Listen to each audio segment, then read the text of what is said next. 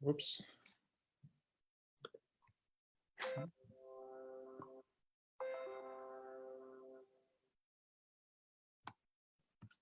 I see Chandra, Kanchan.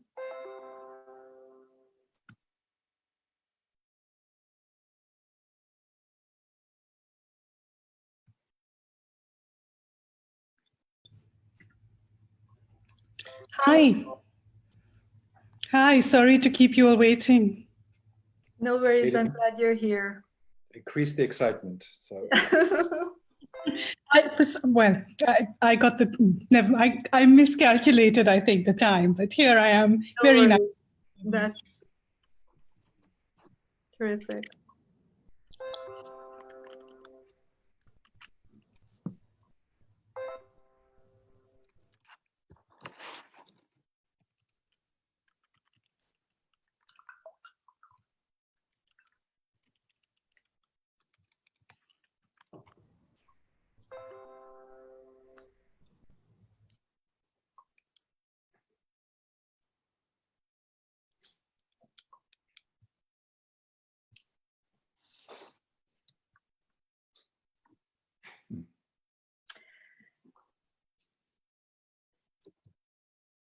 Okay.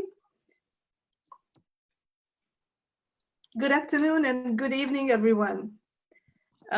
Welcome to the inaugural virtual ASN event.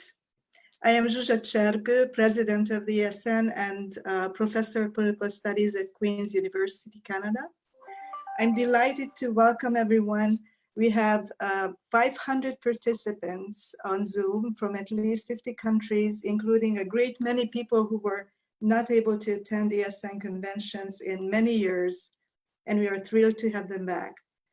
We've launched Virtual ASN to connect the community of scholars, students, and members of the broader community who are interested in issues of nationalism generally around the world, and particularly in regions that have experienced and continue to experience major institutional transformations that inevitably bring to the fore conflicts over who belongs to a nation, under what terms, what national governments should do and are doing on behalf of the people they claim to lead and whose well-being they claim to work for, who is excluded or left behind, what so-called everyday forms of nationalism do to the prospects of social solidarity and everyone's ability to pursue a good life in the places where people live. And our current condition, living in a time of a global pandemic, really reveals the significance of these questions and the significance of our need to advance the general understanding about nationalism. On behalf of the ASN, I've invited 4 leading scholars in the field to share their thoughts with us on these questions. And I'm now going to introduce them. Florian Bieber holds the Jean Monnet Chair in the Europeanization of Southeastern Europe and is director of the Center for Southeast European Studies at the University of Graz, Austria. He is the coordinator of the Balkans in Europe Policy Advisory Group. He has, among many influential studies that he has published, he recently published a book titled The Rise of Authoritarianism in the Western Balkans, came out from Palgrave in 2020. And also this year, his book, Debating Nationalism, The Global Spread of Nations, came out from Bloomsbury.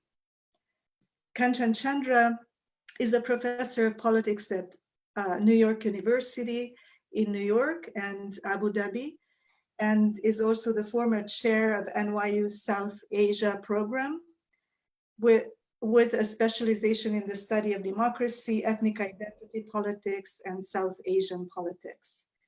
She is the author or lead author of Democratic Dynasties, Cambridge University Press, 2016, Constructivist Theories of Ethnic Politics, came out from Oxford University Press in 2012, and Why Ethnic Parties Succeed, came out from Cambridge in 2004, and many articles in several leading journals. John Hall is the James McGill Professor of Comparative Historical Sociology at McGill University, and he's the author of numerous books, including books on nationalism, including an intellectual biography of Ernest Gellner that came out in 2010, and an account of the political economy of small and homogeneous nation states, which is titled The Paradox of Vulnerability, came out in 2017 with co-authored with John Campbell. And Gwendolyn Sasse, she's the director of the Center for East European and International Studies, ZOiS in Berlin. She's been doing this, leading the center since 2016. She's also professor of comparative politics at the University of Oxford, a professorial fellow at Nuffield College, and a non-resident senior fellow at Carnegie Europe. Her research interests include post-communist transitions, especially Ukraine and Russia, ethnic conflict, war, displacement, migration. Her current research focuses on the war in Eastern Ukraine, with attitudes in Russia, youth attitudes, I should say, in Russia, and relationship between voice and exit. And I will just mention her book, The Crimea Question, Identity, Transition, and Conflict, which came out from Harvard first in 2007, and then a paperback in 2014, which won the Alexander Nobel Prize of the British Association for Slavonic and East European Studies. And she is currently writing a monograph on political remittances, which will come out with Oxford University Press. So I have asked each of these scholars to present their thoughts briefly in the first part of this symposium. After those presentations, there will be a question and answer period that I will moderate in the following way. All of you, all participants on Zoom are invited to use the chat box in Zoom. And those of you on Facebook, please send in comments and questions. I will monitor the comments and will also receive help from my colleagues on the ASN team. And I will most likely need to group individual questions together into theme questions that I will direct to our panelists. And I will ask our panelists to respond to your questions as well as they can, and we'll do our very best. We have an hour and a half for this webinar, so we will be very busy, and there will be activity going on in the background to make it work. But we are very excited to do this, and I hope that it will be thought-inspiring and it will spark some new ideas for each of us. And now I will ask Professor Florian Bieber to present his thoughts. Thank you, Zsuzsa, for the introduction. And I mean, I'm also very glad to be, although normally I, like so many of the participants, would be in New York at the moment, at Columbia, and sharing our thoughts in a much more conducive environment to intellectual exchange than this. But I think it's at least a good, not replacement, but at least a good substitute, considering the circumstances, better than just sitting at home and not being able to exchange ideas. And it seems very timely, in fact, to do so. So I'll start out with sharing some of my reflections, and they're part of a piece which I've been writing, which will be published in the coming days with Nationalities Papers, which is kind of a reflection on, first reflection on what this pandemic and the government responses might mean for nationalism and the study of nationalism. And of course, these can only be preliminary. They only can be, I mean, even speculative, but I think it's good to have a conversation going about this. This is why this, I think, event is so important. At the beginning of the crisis, there was an article by Nigel Farage, who most people will know as the leader of the Brexit party and a long-time advocate of British departure from the European Union, in which he was gloating. He said, we're all nationalists now. He claimed that basically we all were now nationalists as a result of the pandemic. Now, I want to kind of argue in my few minutes that he's both right and wrong. Of course, in many ways, we're all nationalists because we live in a national world, in a world which is structured along nations and nation states. So nothing changed in March when he published his piece. But I would like to look at four aspects where I think it's worth exploring how the pandemic might have an impact on nationalism globally, and throw out that also for questions and comments. The first one is the kind of authoritarian dynamics. The second one is the role of bias. The third is the kind of what I would call, what has been called deglobalization. And the fourth point is kind of politics of fear. And I'll just speak to each of them very briefly and outline why I think these are worthwhile looking at. So when it comes to authoritarianism, we've seen a rise of authoritarian regimes prior to the pandemic, a decline of democracy around the world. And this is reaffirmed by numerous studies. Just the other day, Freedom House released Nations in Transit, which confirmed that countries like Poland or Hungary have rapidly de-democratized in recent years. All of these are trends which we were very much aware of before the pandemic began. What we have noticed is that as a result of the pandemic, many countries have introduced emergency measures, including democracies, some of which are, of course, justified, but we see a number of trends in countries which laws have been passed or informal ways of strengthening the executive, which risks basically becoming a long-term protracted authoritarian slide. Because the end of the pandemic will not be a fixed date, but will be a gradual process, and the temptation or the ease of maintaining many of the measures of authoritarianism beyond the pandemic itself, or when it eases, is quite tempting. So I think the risk is that we're going to have an extensive period of increased authoritarianism. Now, this is not intrinsically linked to nationalism, but it has a link, because many of those regimes which have already been de-democratizing, slowly dismantling democratic institutions, like in Poland, like in Hungary, but again, we can look elsewhere as well.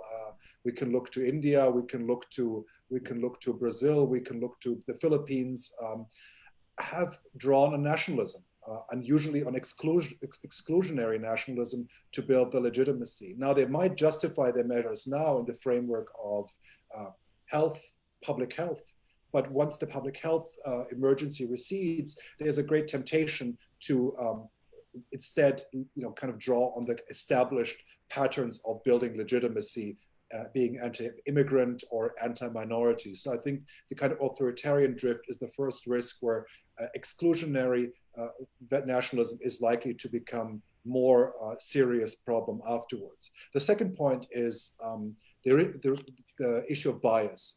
We have early reports from the United States, but also from Europe, by monitoring organizations, that we've seen a rise in hate crimes against discrimination, especially against citizens of Asian or seemingly of Chinese origin, Asian Americans or Chinese in Europe, because they are identified with the virus. And of course, we have the rhetoric as well of some politicians, not least the American president, who was kind of sought to emphasize the link between China and the disease. So this kind of bias is, of course, historically rooted of linking disease to minority and vulnerable groups.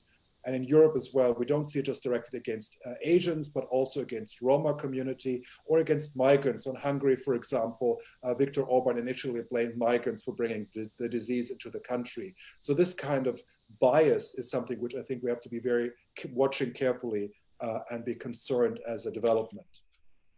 The third point I want to make is that of deglobalization. And this is, I think, what Nigel Farage was focusing on. He was very happy that all of a sudden we live in our nation states with closed borders where we're not allowed to travel anymore. And of course, it's clear, we've seen it especially in the early phases where countries behaved in what some people have also called medical nationalism, not allowing for the free passage of medical goods for their own interest, or in medical piracy, even maybe at some points. So where countries behaved very selfishly in a certain way, and solidarity was undermined, even in relatively well-structured organizations of solidarity like the European Union.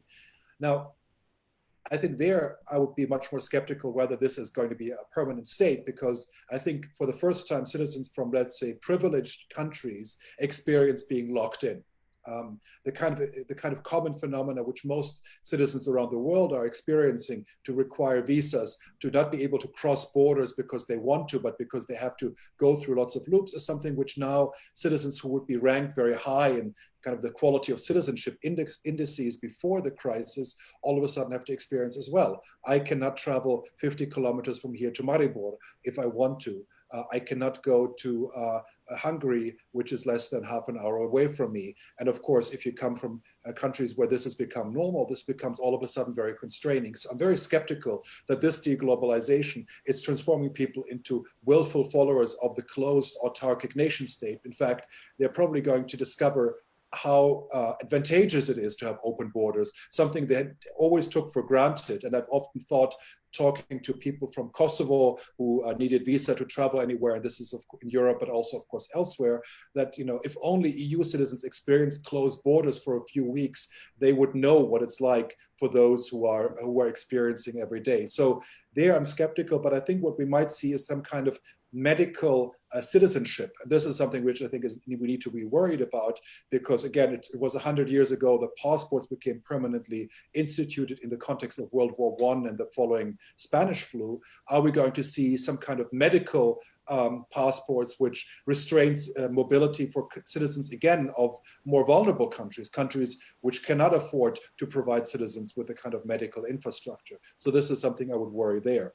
And then finally, it's the politics of fear. I mean, it's what we've seen, of course, in the context of the pandemic. It's people are afraid, and in the environment of fear, it gives flourishing to conspiracy theory. So the believers in 5G networks being responsible for the pandemic, or Bill Gates or George Soros, or all of those theories which are going around, have been given fuel in a certain way by this crisis. And these, of course, often draw from a far right background. And these ideas have been spread, not exclusively, but strongly in this background. And as the economic consequences are going to hit very hard in many countries, this politics of fear is likely to flourish. And again, that is often expressed through radical exclusionary nationalism. So I would say it's those four fields where, again, it's not that the pandemic necessarily will change the world. I think the world afterwards will look a lot like the one before, but maybe some of the trends which we've seen before become accelerated or more worrying, or also more visible.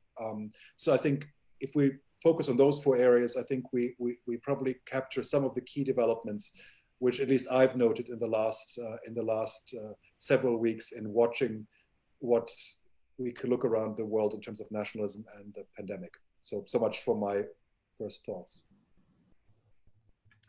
Thank you very much. Thank you very much, Florian. And I would like to mention to our participants that Florian Bieber has just published an article on global nationalism in times of the COVID pandemic. It came out in the vASN's journal, Nationalities Papers, and the journal is putting together a special issue on this theme. So this is a plug-in for that. I hope you're interested, and we'll give you the link in Zoom chat and also on Facebook. And now I am going to ask Kanchan Chandra to please present your thoughts. Thank you. And I'm really so happy to be here. And also, I mean, we moved to Zoom as opposed to an in-person conference, of course, for not very happy reasons. But it does provide a very happy occasion to actually speak to people from all over the world. It's a certain form of connection that maybe all of the people who signed on may not have been able to actually travel to New York. And so I think it's a very sort of sometimes good things come out of bad ones. And this is one very good thing. I'm going to speak on ethnic nationalism in particular. And the argument I'm going to make really is that, when we think about ethnic nationalism and when we look at the kind of nationalism that has been accompanying this particular pandemic, we focus particularly on the exclusion of ethnic outsiders. But I think the kind of nationalism that this crisis is exacerbating is also really highlighting the exclusion of ethnic insiders in a way that's really quite fundamental. So I'll sort of talk about that and say a little at the end about what I think the implications of these internal exclusions are. And I think the short point is, I think this kind of nationalism is both being exacerbated by the crisis, but is also limited in its way because the internal exclusions have become so obvious at a time of increased media attention as well. And I'll talk about the implications of that. And so, some of you must have seen this. There was an article in the New York Times a few days ago about what families who've been living in motorhomes have been doing at the time of the coronavirus in the US. And it described one particular family. Their own family didn't particularly approve of their mobile lifestyle. It didn't sound like they had close relations. But when the coronavirus hit, they needed a place to hunker down, and they ended up in the driveway of their relatives. And they said, they disapprove of us. We never feel that this is our place. But now we share grocery shopping, and sometimes we shelter together. We sort of go into the house.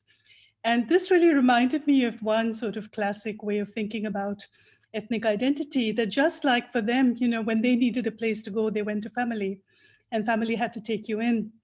There's one way of thinking about ethnic groups, which says, I think many of you would have heard this, that it's your ethnic group is a group where when you have to go, they have to take you in. And there is a way in which that kind of clannishness, you see it certainly, it is sort of, in a way, reactivating family ties, even family ties that may not have been particularly welcome to start with. But it's also a kind of clannishness which is making its way to ethnic mobilization. And so to give you an example, many of you would have seen in the Indian context, when the lockdown in India was announced in March, just masses of rural migrants. India has been going through a fundamental economic transformation, a very high level of rural to urban migration. And this rural to urban migration also takes sort of, it's disproportionate. Some regions in India producing migrants, other regions accepting them. And you had this great walk home. But at that point as well, there was, the way in which compassion or help or need was voiced and responded to also depended on ethnic ties. And so you had one migrant in the state of Goa who was from Eastern India. And they called up the local legislator for help. And the local legislator said, well, why are you calling me? Call your legislator at home. They're the ones who are responsible for you. So it was almost as if your political representation, your ability to receive a response from the state really depended on your own ethnic identity. But now if you go from ethnic clannishness to nationalism, we do see, I think as Florian also pointed out, this tendency towards exacerbating nationalism really almost across the board, not in every case, but almost across the board. In this sense, it's not always ethnic nationalism. It can be a civic nationalism as well. But this is a time when most nations are clearly prioritizing their citizens and not non-citizens. And so you have people closing borders, you have flights organized to bring your citizens home, you have flights organized to take non-citizens back to their homes, but that's a kind of sorting, at least on the basis of citizenship. And that kind of nationalism, there's also, I think a number of articles where we say, well, what is happening? Is COVID going to reduce global cooperation or increase it? And I think I agree with Florian, maybe with a slightly different logic, that I don't see the kind of global cooperation we are seeing now around COVID is not in any way antithetical to nationalism, because it is a form of cooperation where nation states who have battened down the hatches, who've shut their doors, are now cooperating with each other for their own national interest. And so that kind of sort of alliance between nation states with an intensified national identity is not in any sense, I think of as sort of a truly global regime where you imagine globalization is also a form of interaction which lowers some of those national barriers. And I think even here, it's not all cases. So the UAE, where I am at present, I mean, that's quite an interesting case. It's a country where the majority of the population is non-citizen. And there has been sort of a strong state, a set of strong statements on the part of the regime that do not distinguish between citizens and residents in the overt statements. What you have in France with Macron kind of openly talking about the need for countries not to close their borders, to oppose that kind of virus nationalism. And so even when it comes to, say, a citizen-based civic notion of nationalism, we don't see this, we don't see all countries behaving in this way, but the tendency seems to be to favor citizens. But what I find interesting is when that tendency to favor citizens is accompanied also by an ethnic nationalism, by a distinction between insiders and outsiders based on ethnicity. And here again, it's certainly not all cases. I think one of the interesting exception for many reasons, of course, is Germany, where the response to the coronavirus has been justified, where Angela Merkel has spoken about responding to the coronavirus based on democratic values, not on nationalism, and certainly not on ethnic nationalism. I think you could think of France the same way, perhaps Canada the same way. And so there is a real variation. But certainly there are a number of cases where the nationalism in question has come down to a distinction of outsiders and insiders on an ethnic basis. And so, of course, the US is one example where the reference to this by the president or by those associated with the government by talking about this as a Chinese virus or making other sort of racial slurs in talking about the virus, that has contributed both to hate crimes, but also to a kind of ethnic nationalism. There are discussions about how the coronavirus is also fueling white nationalism, for instance. In the UK, Farage, again, Florian referred to him. Farage has been talking, some of you would have seen a couple of days ago, a video released where Farage sort of broke lockdown restrictions to travel, I think 100 miles to the border, and then shoot a video talking about how the coronavirus crisis had distracted attention from sort of what he really described as this secret infiltration of the UK borders by migrants. You have in Bosnia and Herzegovina, the detention of migrants. And again, sort of as far as I can see, based particularly on migrants of Asian or Middle Eastern or African origin. China itself is quite interesting, where again, you see the targeting of African migrants in particular. And so in all of these cases, you see an ethnic Myanmar again. And these, when you have the nationalism in question devolve towards ethnic nationalism, it can take multiple forms. One is when you have the leader, sort of a prominent leader of the regime or of the opposition, actually stoking ethnic nationalist sentiments. A second is when it's a bottom-up movement, when it comes from sort of society at large. And a third is whether or not you have ethnically specific rhetoric, the actions of the state are disproportionately targeted towards some ethnic groups, where some groups are being helped more than others. Myanmar is a case where you have sort of the efforts to combat the crisis, particularly targeted towards ethnic majority regions and not towards ethnic minority regions. India is certainly a case where the pandemic or the response to the pandemic has taken on an ethnic cast. And I think this has sort of happened both from a bottom-up level, but also on the part of the ruling party. And here, one question we could, and also one thing to highlight, some of this ethnic definition, ethnic nationalism goes all the way down to regions within federal regimes as well. So in India, you also see that kind of nationalism percolate down, where sort of you have sons of the soil movements, where some regions are more likely to help their people and leave it to others to help ethnic outsiders. And there's one question which we could explore, which I'm just going to suggest, but I myself will not go into any detail in that, which is why does this variation exist? And it seems that it's not the variation was not created by COVID, that essentially what COVID is doing is exacerbating pre-existing nationalisms. And so if you had sort of pre-existing tendencies or movements towards this kind of scapegoating or sort of being ethnically targeting some groups and not others, then COVID has provided opportunities for that to intensify. But the thing that I want to highlight is what the likely trajectory of this kind of nationalism is. And for that, what I want to do is focus particularly on the internal exclusions. When we speak about ethnic nationalism, we've always paid attention to the demonization or the identification of an ethnic other. And when I think of ethnic nationalism, I mean, using the definition, I think that most of us would, which is Benedict Anderson's notion of an imagined community. But that imagined community, when it comes to ethnic nationalism, is truly imaginary. And by saying that, I mean, sort of, there are two aspects of this. They're really two different sides of the same point. That when an imagined community is created out of an ethnic group, it is an attempt to shape that sense of an imagined community out of individuals who did not see themselves as part of a community before, individuals who were not known to each other, who were not aware of a sense of connection, but where that connection was being created for the first time. And the other side, so the second point, which is really sort of a different statement of the first, is what that means is when ethnic nationalist leaders speak of an ethnic nation, they speak of it as if it has always existed. But what they're usually trying to do is create it at the same time.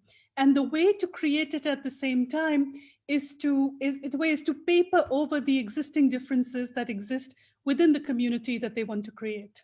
And so in a way, the focus on ethnic exclusions is a way, or the exclusion of the outsider, is a way to disguise and distract people from the internal exclusions. The two things really go together.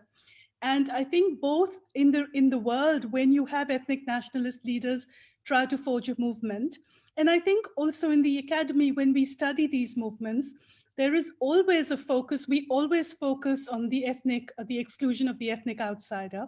And I think we don't focus enough on the internal exclusions. It's true sort of in how we study it, and then certainly true in how these nationalisms present themselves to the world. And I think this, to me, is the new aspect of COVID. I think what COVID is doing is it's highlighting in sort of a hit you between the eyes kind of way, in a way that you can't ignore the importance of these internal exclusions. So when we speak of Hindu nationalism, or we speak of ethnic nationalism in Myanmar, or speak of white nationalism in the US or the UK, it's very clear that these categories, white or Hindu or Myanmar, whatever the categories are divided on the basis of age and gender and class and region. But of course, we know these things in the abstract, but now with COVID, we actually see them on our television screens, on the web, on Twitter, on social media. It becomes impossible to ignore, because there is a way in which we all are experiencing COVID in a way that is visceral, in a way that's sort of right. It's the most intimate form of experience of sort of a national crisis or an international crisis you could imagine. And so these differences, age, gender, class, are really, they hit you right between the eyes.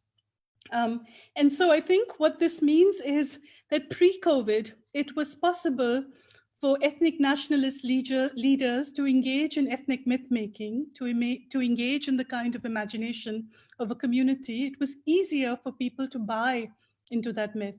I think during COVID, it becomes impossible to actually buy into the myth at the same time that it is being propagated with an even greater intensity than usual. And so social distancing, for instance, the main form of response to COVID, social distancing is a luxury. And people can sort of, again, sort of how you are, the extent to which you're able to distance depends on age, depends on class particularly.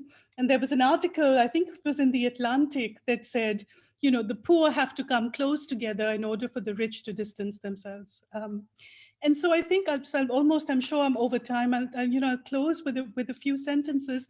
I think what this suggests is a paradox. And the paradox is the following, that at the same time that you have COVID actually intensify existing ethnic nationalisms, you also COVID at the same time produces an inbuilt limit to that kind of ethnic nationalism. I think what it does is it produces a kind of ethnic nationalism which is trapped midway between inception and success. And what are the implications that might have? What is the likely trajectory? Here, I think there are two possibilities. One is a dangerous one, and which is to say most ethnic nationalisms, the most dangerous ethnic nationalisms, are the ones that are trapped in this midway stage, that are actually trying to forge a following that they don't have yet. Because when the nationalism is very weak, it's not it's almost a tautology, it's not strong enough to reckon with. And when it is successful, it actually doesn't have the same incentive to mobilize. But it's these sort of midway nationalisms that can end up being the most dangerous. And so one argument to say that, if these are nationalisms that are trapped midway, that have sort of an automatic limit to the extent to which they can mobilize, they also might be at their most virulent stage. But there's another possibility, which is that if it is class particularly, I think other identities also are equally important, but I've been thinking the most about class.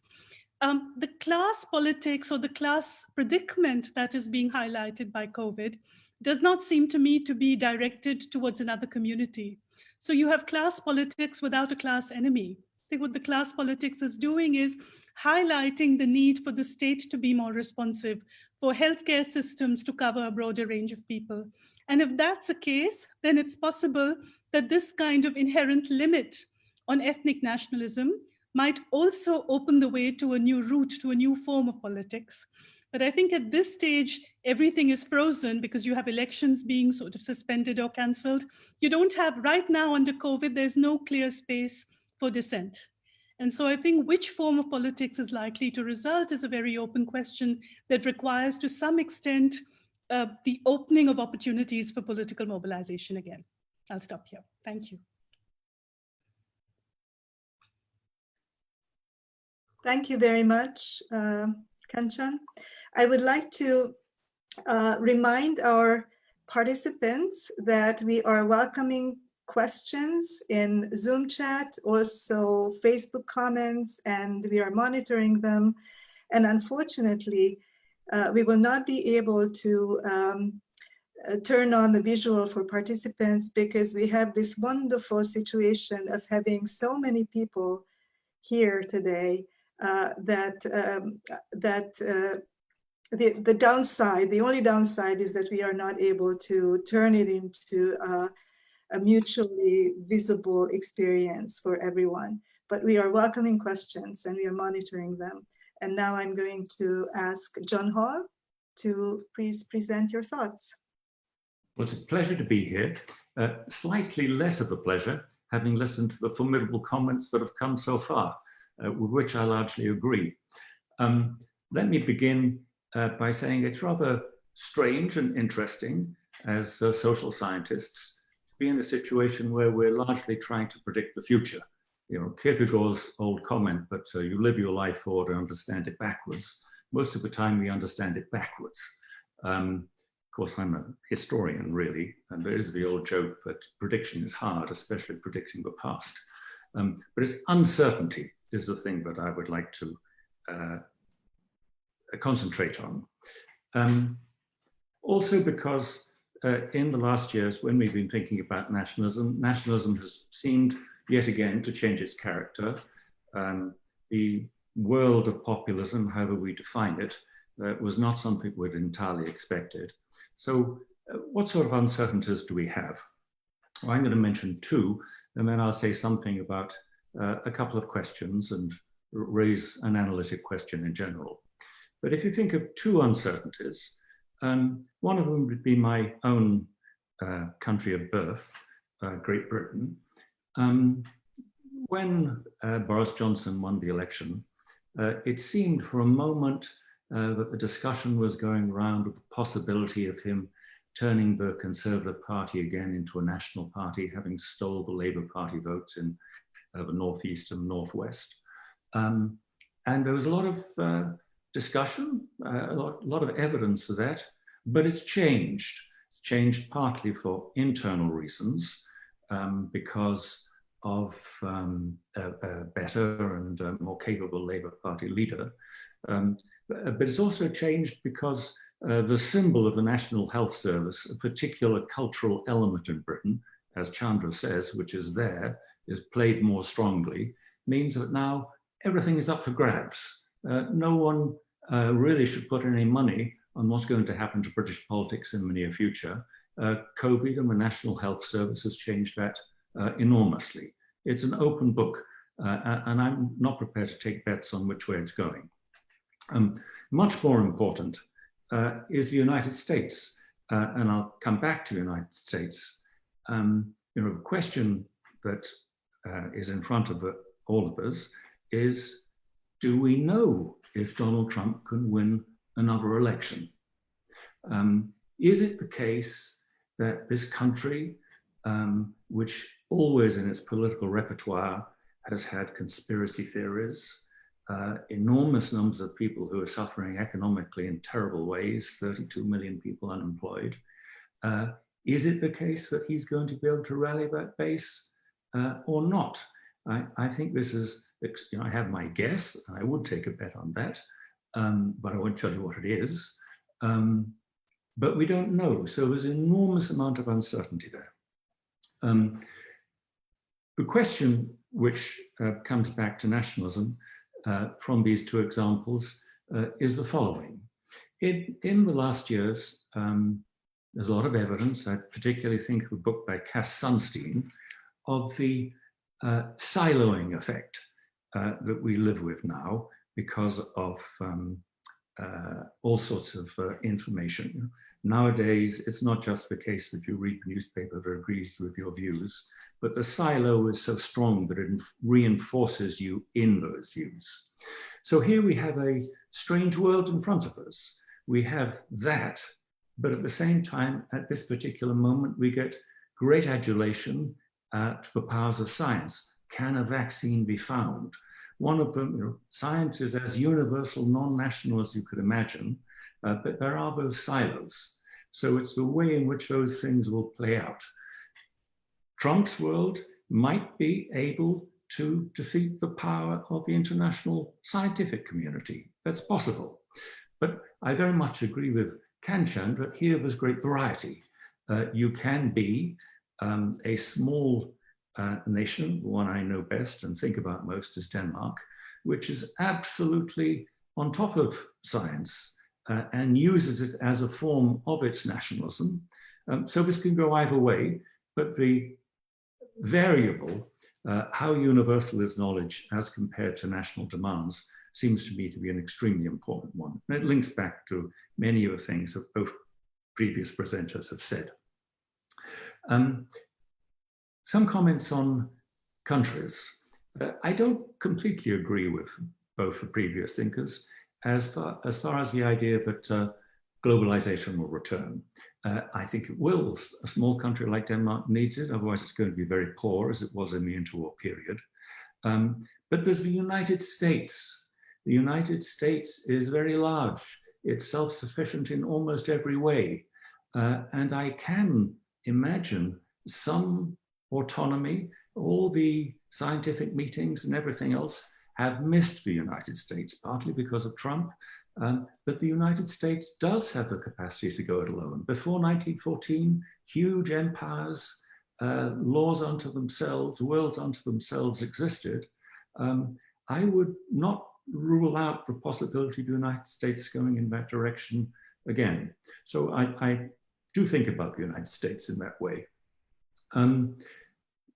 I think a very, very important variable we need to think about and worry about is what's going to happen to the European Union. European Union always finds solutions just at the last moment when people despair, and it has done with just recently in financial terms. But one thing to look out for there, I'm pretty certain, I have this from my friend Francesco Duino, who comes from Brescia, is the deep and visceral anger in Northern Italy when they were not helped at the start. So he knows this world and he's predicting the very great danger of there being some very serious reaction to it.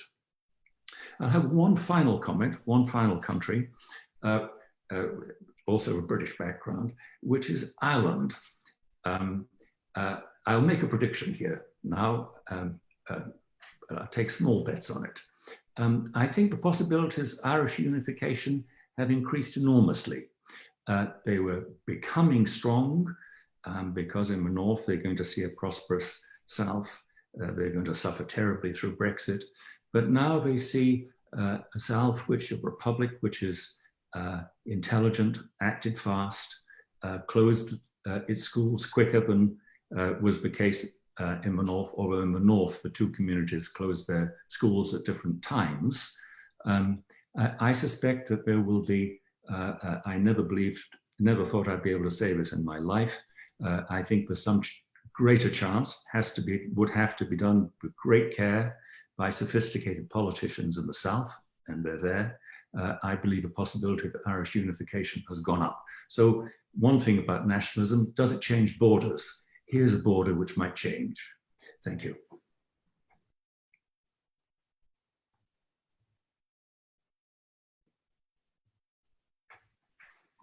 Thank you very much, John. Before turning to Gwendolyn Sasse, I would like to let everyone know that we now have, I believe, what was the last number? Over about 300 engagements on Facebook, and 1,351 people were reached just a few minutes ago. And we have a large audience also on Zoom. And I think this is a good time for me to do another plug for ASN to remind people to visit our website. We have a donate button there. And so if you have anything in mind along that line, please go and visit our website and donate if you can, because anything that we receive goes into our ability, our capacity to maintain the network, to support younger scholars, to support, to probably, possibly, finally, maybe create some other ways of support for our doctoral students and junior scholars. So thank you so much for listening to that as well. And now I'm going to ask Gwen Sasse to present her thoughts. Yes, thank you very much. And first of all, also for me, congratulations on this event, organizing it. I hope this will be the first of many virtual ASN events this year. And then next year we'll of course all be back. Now, as a fourth speaker, it's getting harder to find new angles, but I will also try to pick up some of the elements of the previous speakers. I think the starting point really is one that the pandemic is a crisis situation. And like other crisis situations, it gives social scientists the possibility to look at some more hidden processes. It might make certain things more visible. Some things might become more exaggerated. Others, and previous speakers have said this already, might simply be reinforced. So I think we should also be careful not to expect and see change everywhere. So maybe it's more a continuation of certain trends. And there's also the possibility that on certain things, it will have a very limited or no effect. So I think what we're starting today is really a preliminary discussion of very open research questions. This goes back to also what John said about uncertainty being at various levels, a key characteristics of this crisis. I'm also wondering how many of the effects will be temporary and how many will be more permanent. And I think, again, it's a true research question. We don't know. And we can, I think, today begin to formulate some empirical questions which we will need to engage in more and also collect data on and discuss more. So I see my little contribution as one way to begin to formulate some of these research questions. And I want to say a little bit about also, if you like previous speakers, about a number of paradoxes. But one is the relationship between the global and the national at the moment. Then I want to focus a little bit on the role of the state. I really see the state as a key element, institutional setup to look at the moment. That is tied to, of course, definitions of the nation, but I want to front load the state. And by doing so, focus on a few questions related to identity, but also come back to the question we already mentioned: what does all of this mean for democracies and authoritarian systems? And I cannot help but give you a few very preliminary results from a survey, a recent survey I've been involved in Ukraine, that maybe provides a few first empirical pointers. But on the first point, that the paradox really about this relationship between the global and the national that we're seeing at the moment, the pandemic is clearly a global phenomenon, and the virus, as has been said many times, doesn't stop at national borders, but the responses have been predominantly national. But on the one hand, this is not just a myth, because closing borders has an effect on limiting contact. So there is a kind of a reality underlying that. But it also, of course, reinforces a sense of that the virus has to be or can be managed at a national level. The EU was already mentioned. I think here it's particularly obvious that an institution like the EU struggled or was actually not very present initially. And it's clear to see that when the founding principles of the EU, like the freedom of movement of people, the freedom of movement of goods, is not upheld, then it would be almost strange to expect that at a level of the institutions, they could formulate a response to the current crisis.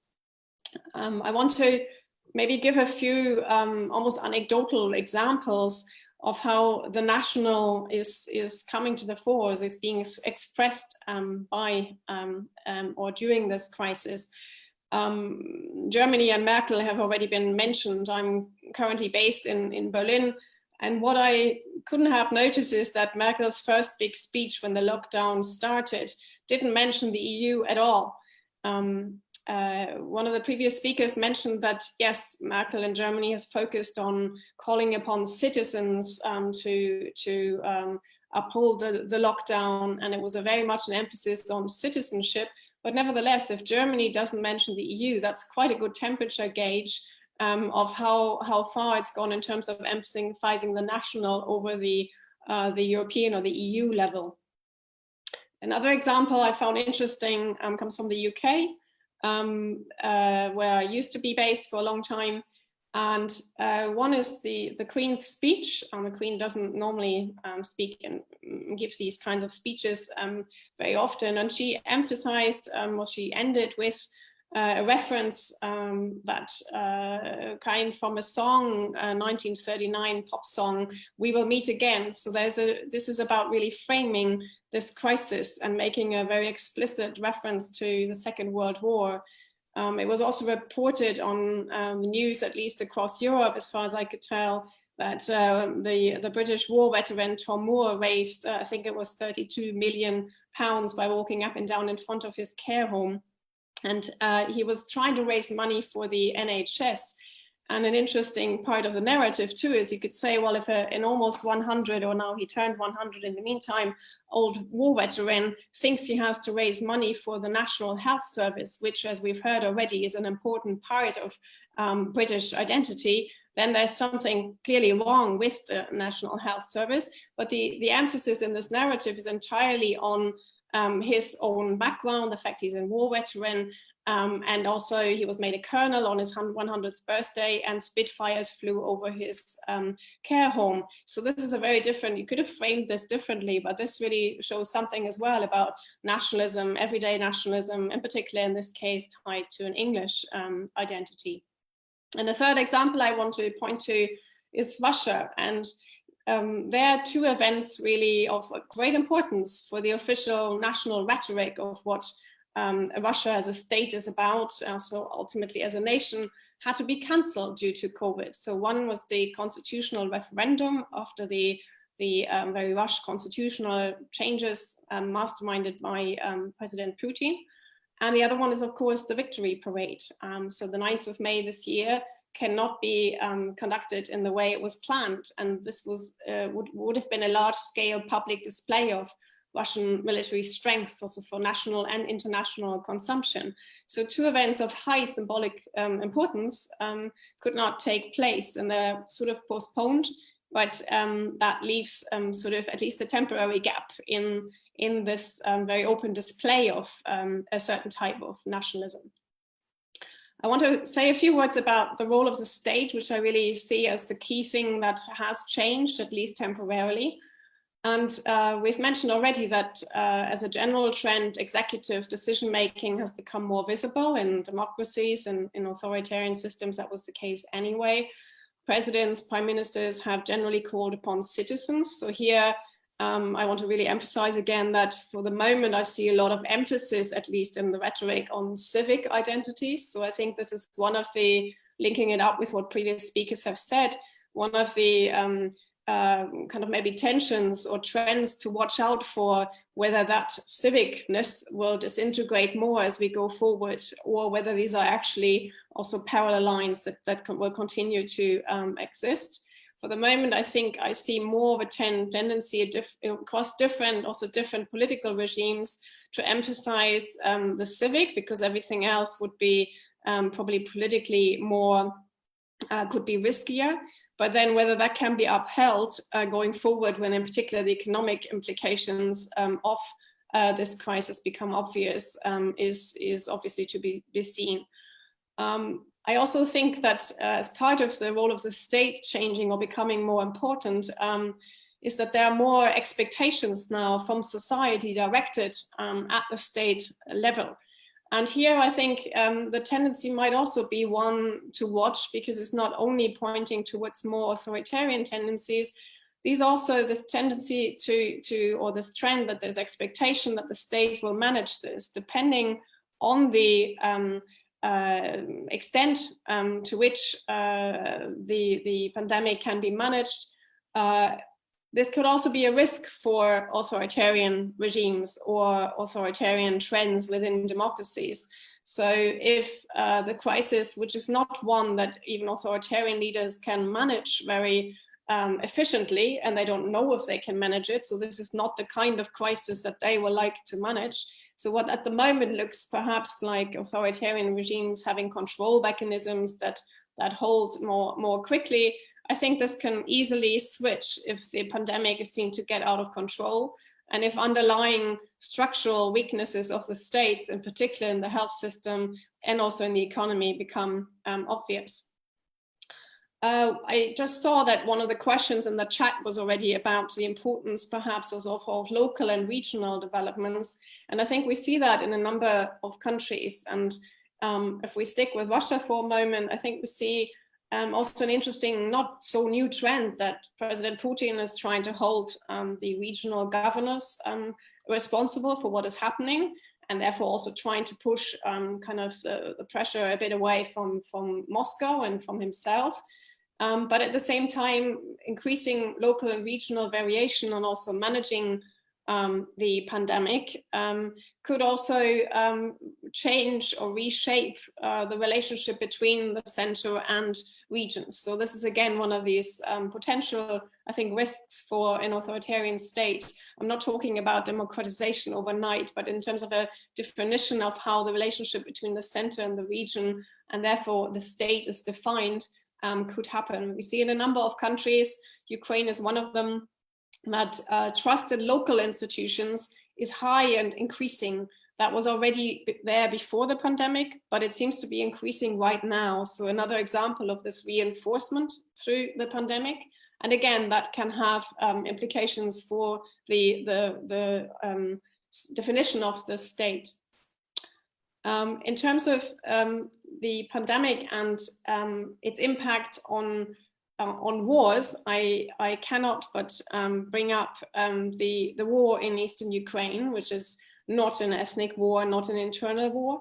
But I think it's important to, in a wider discussion about nationalism, and there will be many examples around the world like this, where wars often, of course, do not stand still when something major like this pandemic happens. And dynamics on the ground evolve, partly shaped by the pandemic and partly not.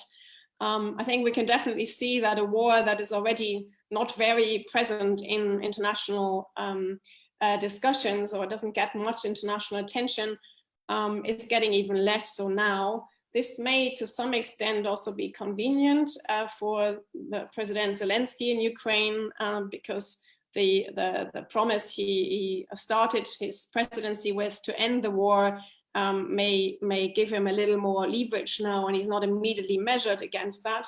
But at the same time, the war has serious implications. This is one of many examples of how this has serious consequences for the local population. So if we think that the contact line is closed, usually there are many crossings still, despite the difficulty of this type of crossing. Particularly elderly people from the non-government controlled areas can't collect their pensions on the government controlled side. Greater economic and humanitarian consequences already unfolding. And also an aspect where it shows that a pandemic can also be manipulated, namely that the OSCE mission, the special monitoring mission, doesn't have, or has even less access at the moment to the non-government controlled areas. So that in particular from the Russian side, this is also being manipulated or used. The restriction on contact can obviously be used in these wars. So that, I think, is just a few examples. The overall effect, I think, is primarily one that there's less emphasis, even less emphasis on negotiating a way out of this war, but at the same time, costs for the local population rise, and possibly generally the economic situation will give rise to additional costs, even costs on the Russian side. But the implications of that are not clear yet. I said, and I think I'm almost at my time limit, I wanted to draw on a few survey results. I've been engaged in a project with a number of colleagues, all very familiar to the wider ASN community, Olga Ono, Henry Hale, and Volodymyr Kulik. We were planning to have a larger survey in the field, a face-to-face survey, and then couldn't do this. So we have instead included a number of questions in a nationally representative telephone survey run by KIS in Kiev in April, the 22nd to the 24th of April. And these are we've just literally had the data for a few days, but we can see that a number of trends sort of continue. So we don't see on a number of the identity issues, we don't see a massive change, and that would also probably not be expected.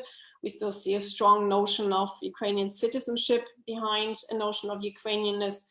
Also in terms of trust levels, Zelensky's trust levels continue to go down, but we can't see an immediate impact of COVID on this. If anything, there might be a slight delay in this drop, as he is seen as managing or trying to manage the crisis. But I think one of the most interesting aspects of the new data is a number of trade-offs. So we can see that about 30% of respondents told us that they are willing to combat the virus regardless of economic costs, but a lower number, significantly lower number, said so as a trade-off with security concerns and territorial integrity issues. So there the figure is 20%. So interestingly enough, urban and older populations seem to prioritize economy and security issues more, although actually de facto they're more at risk during the pandemic. We don't see ethnic linguistic factors having an impact on these trade-offs, but region, in particular Western region, seems to make it more likely to prioritize security. And lastly, from the survey, and I'll finish there, one thing that we need to draw in or dig in deeper, but that also I think chimes with what some of the previous speakers have said when we talk about migration issues. In our survey, we find that 51% say that Ukrainians abroad, so that means Ukrainian migrants primarily, should stay abroad in order not to spread the virus. And only 14% said they should return to their fatherland because they are citizens. I don't want to overinterpret this result at this point, but I think it suggests certain notions of who belongs to the state or the nation, maybe not only in times of crisis, but maybe it comes out more now. But in terms of a brief conclusion, I would like to just emphasize again this maybe a number of paradoxes and parallel trends that we see, both an emphasis on civic identities, but also scope, definitely scope for ethnic mobilization. And also we do see a lot of authoritarian tendencies in democracies and in authoritarian systems anyway, but there are also tendencies that point to the opposite and could also make authoritarianism something fairly risky. And I'll leave it here. Thank you, Gwen. And this last point you made about the possibility of civic nationalism strengthening, but at the same time, the possibility of ethnic nationalism strengthening as well, is something that's been addressed in several of the questions. And I'm going to actually ask a question that came from someone who was specifically interested in the Serbian case. I'm going to ask both Kanchan and Florian to address those, because the question had to be with the following. It's whether you see a possibility that we might be shifting to a more civic kind of nationalism in those examples, such as in Serbia, where the president has, on the one hand, blamed ethnic Serbs living in other countries for bringing the virus back home. And so on the other hand, there's this discussion of state resources, Serbian state resources to go only to people who are actually living in Serbia. So this is an example for the case, but the broader question I'm asking Kanchan to address first is the question of, so what is this? There has been this debate, this ongoing debate about civic and ethnic nationalism. So what's going on? How is this effect? What is this showing us? Shall I? So yeah, please. Yeah. I mean, I think it's a terrific question. I think, of course, without I'll maybe answer it analytically, because of course, you know, we all, I mean, I have sort of access to a limited set of examples. The examples I think of, I don't see, you know, I see these as two distinct trends, and I see more examples of an ethnic nationalism. But when I think about what could produce civic nationalism in this case, thinking about the Serbian case, or maybe even the Ukrainian survey data, I wonder if you're more likely to see civic nationalism in cases where the countries or the populations in question are small and relatively equal. Because when you have both a small population and relative equality, there is often no conflict between the ethnic or the national community, you know? And I'm thinking, for instance, also of the case of Iceland, where, I mean, from what I read, there is sort of a real sense of maybe civic identity in responding to this pandemic. But in countries, and you'd say particularly large countries or countries with high levels of inequality, there are either always people who can be tested, but there are also always large sections of the population who are, you know, who are going to experience the effects of COVID differently. And I think when you have that scale of inequality, there is always room for a certain kind of targeting or scapegoating, which is either of the in-group or members of the out-group. And so my sense is I don't see the likelihood of ethnic nationalism turning into civic nationalism in most cases. But Thank you very much, Kanchan. Florian, would you like to comment briefly on the Serbian case, how you see that? Yes, thanks. I mean, I would be very brief in just noting when Tamara Pavasovic-Trost asked the question regarding Serbia. I mean, I think what we're seeing is scapegoating. I mean, Serb migrants returning were blamed for bringing the disease into the country. I don't see it as a sign of civic nationalism, but rather of othering but a particular community is other. In that case, it's not on an ethnic ground. I think it's partly also because of the regime sees those others as being not loyal voters. So potentially it's also got something to do with the authoritarian trend. But I think we see this, I mean, again, I think there, every permutation is local. I mean, in Austria, very strongly, the chancellor addresses the public always as dear Austrians, makes it very clear he's not talking to non-Austrian citizens in the country. And I think we see this kind of different playing with these ideas. But I think one thing is key is that there's some scapegoating necessary if a country is affected. And so it might be the minority, it might be migrants, it might be the migrants of the own nation who are abroad, it might be the European Union as well. I think countries which have been hard hit have often blamed the EU. I mean, I'm not trying to say, because this question has appeared a lot in the chat about didn't the EU fail Italy or Spain, and John mentioned this as well.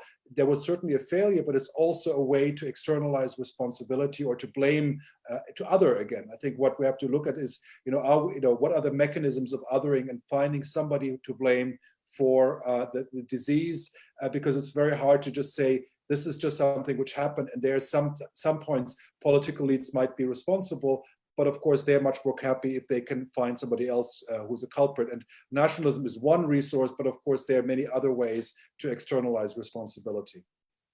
Thank you, Florian. As a follow-up, do you have any thoughts on the question of how this rise of nationalism will influence the EU accession path of Serbia and some other former Yugoslav countries?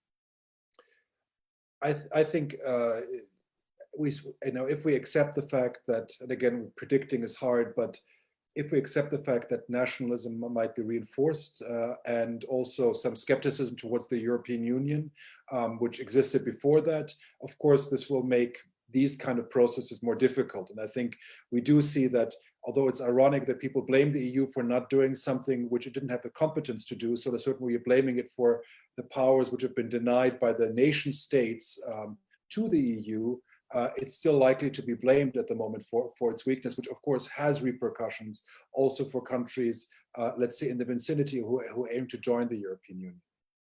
Thank you. To John Hall, there were several questions about the state of how this is impacting democracy in the world generally. And I'm asking you as the historical sociologist to comment on this, if you would.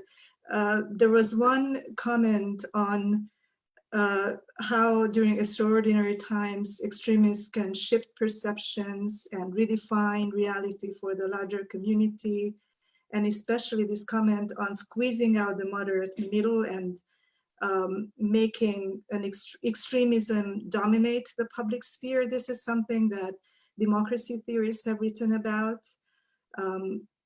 And so whether you see something, what are your thoughts on this? I have one thought. It goes back a little to something that Gwendolyn said. She was making comments as to authoritarian regimes failing, therefore a movement to some different sort of state. In the long view, Piketty and other people have pointed out that there was a fundamental compression of incomes. Incomes matter, they're related to inclusion, they're related to diminishing certain national conflicts. That was because of mass participation in World War, which really did change very dramatically for quite a long period in the post-war year, changed everything. 2008 seemed like a crisis which was going to change things. It changed almost nothing. I think one of the questions of the age now is, will pandemic be something which is like 1945, or will it be like 2008? And I fear that because it doesn't have that mass participation quality to it, it will not produce a new world and will return to a situation of great inequality, perhaps increasing inequality, with tensions breaking out all over the place. So in this matter, we don't know. We will have to see. But in this matter, at the moment, I feel pessimistic. Thank you. There was a request also to you, Professor John Hall, to say something about, if you'd like, about a comparison to today's post-COVID-19 political discourse and what was happening after the 1918 pandemic. If you have any thoughts on how that affected public discourse. I can't answer because I don't know about public discourse after the First World War, except in the most general terms. After the First World War, there was, in British language, a return to normalcy. There was not the creation of a new world, whereas there distinctively was in 1945. The way these two wars ended is a subject in itself, but let us hope, let's hope it's like 1945, not like 1918. 1918, of course, is a world which is a catastrophe for nationalism. Endless new states in Central Europe, most of them non-viable, with arguments of their own, minorities of their own, and so on. We're not in that place. So there's a difference there. But I don't know the specifics about the discourse at the end of the First World War. Thank you. Gwen, there were several questions also about how this affects the European Union. And although your research has been mostly, the more recent research is mostly on Ukraine and Russia, I would like to ask you about this because you are sitting in Germany.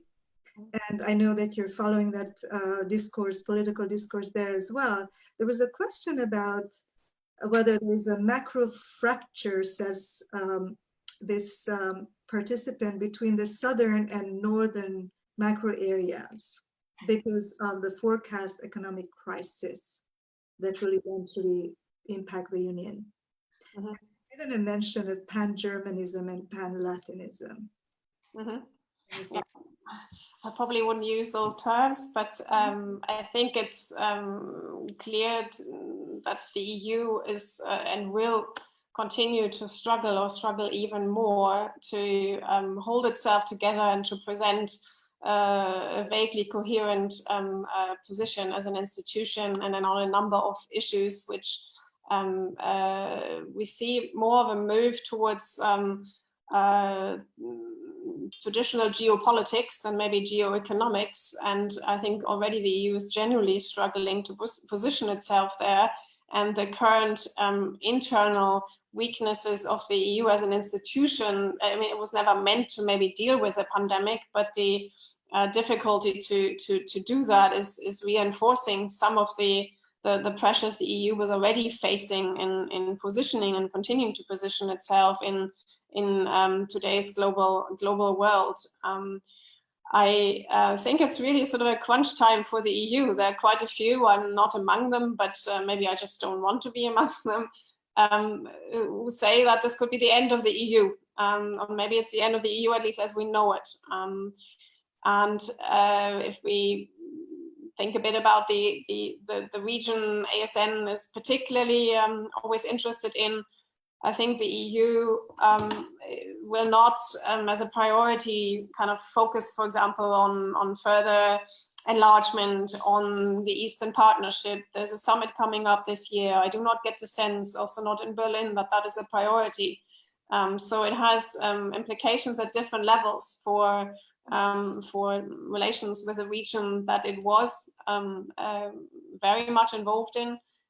But also as an institution generally, I think it really struggles and will continue to struggle. So it will have to really go back to somehow trying to recover its strength by saying, well, maybe the ideas it's based on could also provide the way out of some of this, the crisis and things that evolve from it. But it is far from clear whether that can succeed.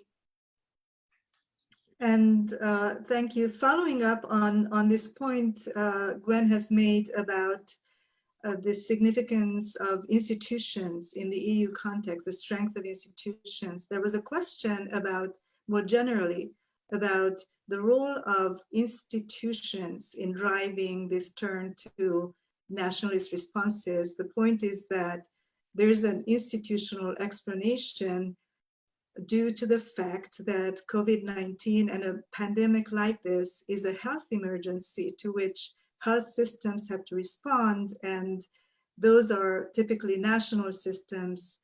So the response has to be institutionally national in this sense. And so I'm asking Kanchan to comment on this. You know, I was thinking also about what was happening to the international order before COVID. And it already seemed, I mean, before COVID, so COVID could mean the end of the EU, but also before COVID, there was Brexit. And there was already a kind of nationalism in the US that was threatening multilateral organizations like the UN, for instance. And I think already what you saw is a kind of majoritarian nationalism pre-COVID that was beginning to change the terms of cooperation in the national order. You know, so for instance, that kind of nationalism didn't mean countries were looking inward. It was that they were cooperating between nation states where national identity was already very strongly mobilized. So for instance, Modi proposed a multilateral regime focused on containing terrorism, you know, and that was a kind of global cooperation which was very much tailored to serving national interests. And so to this question of, well, it's a health emergency, it has to be tackled through institutions which are national level. I agree very much with the question. I do see, you know, I don't think this is going to produce a kind of globalization where you see national identity going down or national barriers being lowered. But maybe one way to think of it is maybe a shift from the kind of EU-based open borders, weak national identity kind of model of international cooperation to to essentially alliances between nation states with very strong national identities. And I think the healthcare system in many countries is already fused with the notion of national identity. Perhaps Britain is the most sort of, you know, striking example where the British election in November and December was very much, the NHS became sort of the center also of debates over immigration and citizenship. You know, so I do see this kind of nationalism and this kind of public health emergency strengthening national organizations and therefore changing the basis of global institutional cooperation.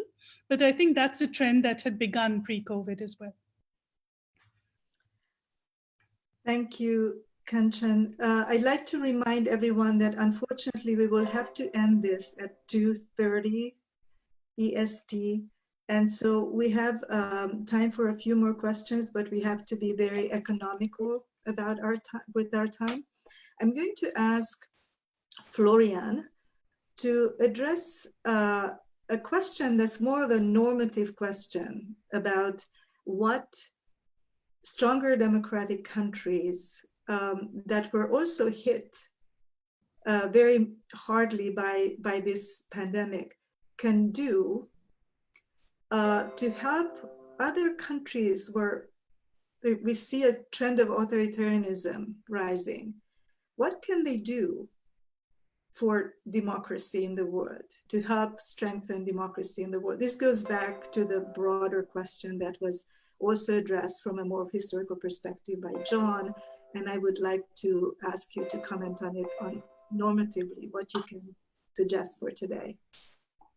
Well, I would argue that, I mean, first of all, the best way is to lead by example. So I think, you know, if democracies are taking extraordinary measures, they should be within certain parameters. One of them is to be proportional, to be limited in time, to be communicated openly and publicly to the citizens. And what is also, I think, very important is to, you know, kind of include political opposition, for example.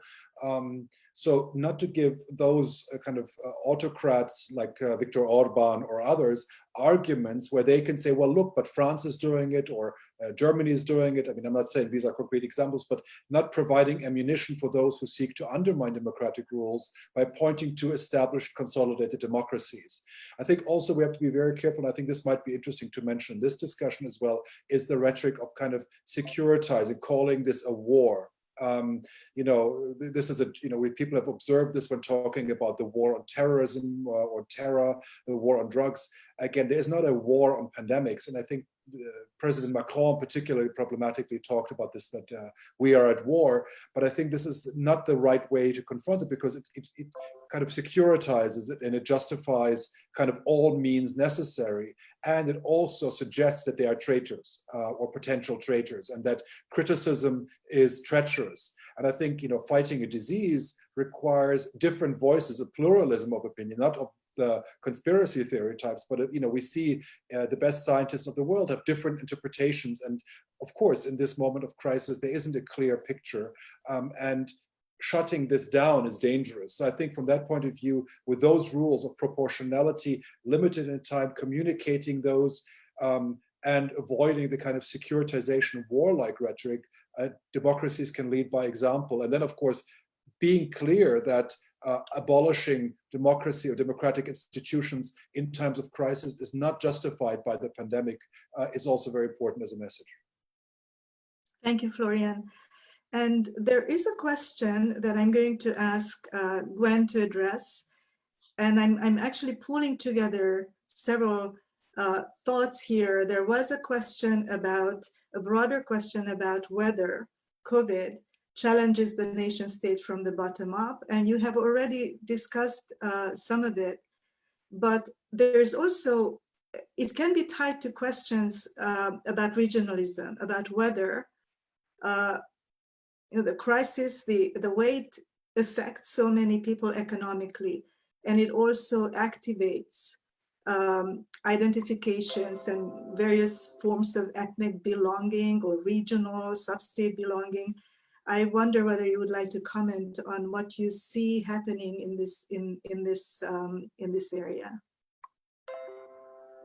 Yes, I think I gave some examples early on where I see that maybe putting it a bit differently now, that the fear and uncertainty that we talked about, that is very important at the moment, that it shapes perceptions, and that therefore also expectations may be directed more to the more immediate local or regional institutions, either because that's how perhaps a president tries to delegate responsibility, like in Russia, but also because that's the direct contact people have with kind of the local and regional variations, for example, of a health system. And that shapes perceptions, I think, and that's why we see in some parts of Eastern Europe, but also beyond, trust is now nested in a different levels, as it maybe always is, but the discrepancies also within a country can be enhanced by this, and a lot will depend on the extent of this crisis, and if at some point also globally it can be somehow reined in, or it becomes less pressing again. So I think that a lot depends on that. But these local and regional discrepancies in particular, also as we just heard in large countries, sort of size matters as well, where this variation is important, will matter. And maybe sort of as an example also from Germany, a federal state, we haven't talked much about also kind of the internal state structures, obviously shaping this as well. We've seen in the last few days, if you followed it, how also German federalism is providing now, if you like, a corrective, or is trying to be a corrective on what is seen as a too centralized approach in the first few weeks. And Merkel had to kind of roll back and sort of try and follow now the lead of a number of leaders of the various Länder, so who try to rush ahead with their own initiatives and position themselves, obviously also having political instincts in mind there. So, but it seems also, it also shows even in that kind of a system, within a democracy, within a federal system, you see these local regional discrepancies that play out in different ways. If I may add one point, because I think we've mentioned, and rightly so, we've mentioned, several of us, the authoritarian tendencies that have also crept into democracies or have been reinforced. We often point to Hungary. I agree with Florian there. I think actually the EU, for example, would need to lead by example, also to go further and also kind of talk about these issues now and criticize it and take action if it wants to maintain some sort of credibility with regard to the rule of law, but it seems everybody is busy with other issues. But we don't only see those tendencies. You might have followed the Polish news that the elections are actually not taking place this weekend. So a certain mechanism somehow stopped something from happening. And also, for example, in Germany, and I think elsewhere, populists are not always winning at the moment. I think the key question is, once the economic implications are clearer, whether that can change again. But at the moment, we also see in quite a few countries sort of this rallying around the flag in the middle of the political system, and more around where populists are not in government, at least. They are not currently benefiting so much yet. But this can, of course, change once the political dynamics change again. But I wouldn't say that populism is generally, or extremists are generally benefiting right now from it. So there is time for one last question, and I'm going to ask John Hall to address the question about China. It's a question of whether you think that there will be some change in the way nationalism in China is evolving. There hasn't been very much literature on Chinese nationalism in the general nationalism literature that we have been using in classrooms, right? But there's a new wave of propagating nationalism when the situation improves in China. And I wonder whether you have any thoughts on this, and I realize that I need to restart my video. There is some literature to do with nationalism in China. It's a little similar to a famous book by Roger Chickering, We Who Are Most German, about Germany before the First World War. Mm-hmm. And the argument of that book was that it was the middle classes, Max Weber, the great statist leagues, East and West, who felt they were excluded from a regime which was not paying enough attention to them. The regime was too much involved in the world, not nationalist enough. The joke about China when America bombed the Chinese embassy in Belgrade was they go out the first day to protest against the government, protest against America. They go out the second day to protest against America, but the third day they protest against their own government. So I think there's a considerable room for nationalism to develop. The elite is playing with fire insofar as it's playing the national card, because nationalism is not something that can easily be controlled. So what happens in China in these circumstances, something on the top, certainly something from below, is one of the things that we need to keep our eyes on. Thank you very much. And we have reached 2:30 p.m. And I would like to thank our panelists and all participants very much for being part of this first inaugural virtual ASN. And it's been a delight to see how it brings us together as a community of people interested in what's happening with nationalism in the world. I would also like to direct everyone to our website again and remind you that your membership is very, very important to us, to sustain the community, to sustain the association. And I'm hoping that you will also continue to monitor the website for future virtual ASN events. We are very pleased to be connecting with the community, and we look forward to doing that in the month ahead. Thank you. Thank you. Thanks. Thank you very much, everyone.